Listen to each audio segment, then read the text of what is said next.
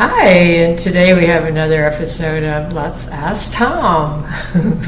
And today the question is from me because I got a new treadmill, my new toy, and I need to ask Tom about, I keep hearing that walking, especially if you do it past 30 minutes, it actually will change your hormones. It will make your body utilize glucose in the muscles in the bloodstream a little bit better, kind of just improve things, but I know it takes time.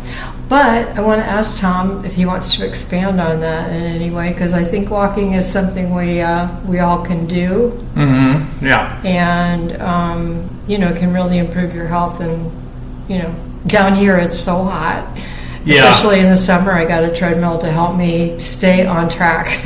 Yeah, depending on your environment, by all means, like if you live in winter weather, you can't run in the snow. Oddly enough, people in Oregon around like Nike, a lot of runners are up in that region in it rain. They just put on rain gear and go out in rain and run in rain. But certainly the heat is something which could be a problem. And dehydration, exposure to sun, which is going to age you, and you get heat prostration, all that stuff. And so, so walking is a good exercise. And there's one author, doctor, whatever, she says, well, walking's not exercise. Of course it's exercise. Oh, yeah. I feel it. Or be a primitive man and put a deer on your shoulder and walk and try that. That's called weighted walking, and we call it rucking. In the military, they call it rucking. Well, I'm only going like maybe 2.5 miles per hour. Yeah, it's usually walking on a treadmill is 2.5, 3.5, that range. But I'm doing it for 45 minutes, so for me that's a big improvement. The duration makes a difference because your body, everything in the body overlaps. So if you lift something for 1 repetition versus 500 repetitions, it's a different type of metabolism. Same thing with walking. If you walk out to your car and stop, it's not a big deal. If you walk 20 minutes, better deal. And if you walk longer, the real magic happens after 30, 40 minutes of walking. And it's very much... Because your body, I guess it has to adapt, right? Yeah, and the more often you walk, the more efficient you get at that turning that switch. And it's a slow switch, but turning that switch and becoming efficient. Same thing with running. You may be a young man and capable of running a mile any time. But if you get someone who's running regularly, you're going to be running out of breath, and then you'll hit your stride. They'll say, catch your second wind or so forth.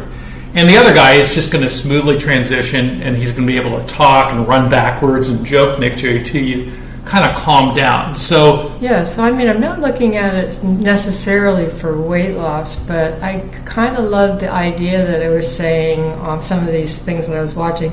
They said that it enables your body to use glucose better, and it also is able to make your body more insulin sensitive, which also is supposed to help with not going into like a diabetic area, I suppose, or just make your body work better. The major things here is so you don't store fat. Hormonally, all these things probably occur to one degree or another, and to lesser degrees in some people, like a fairly diseased person, would get improvements. Right. But they're never going to be an Olympic athlete level hormonally. That's just not going to happen. But they're going to improve all conditions. So when you go out, hormonally, do you improve? Yeah.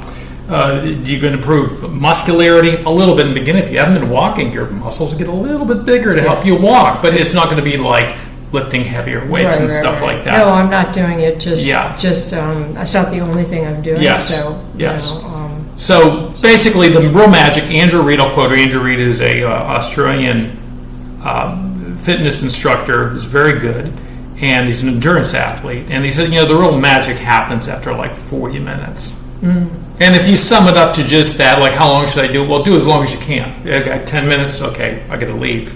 Okay, or I can do it half hour. I got to get to bed early and get up. Okay, that's still good. It's consistency. It's what you're willing to do versus the magic of some special exercise.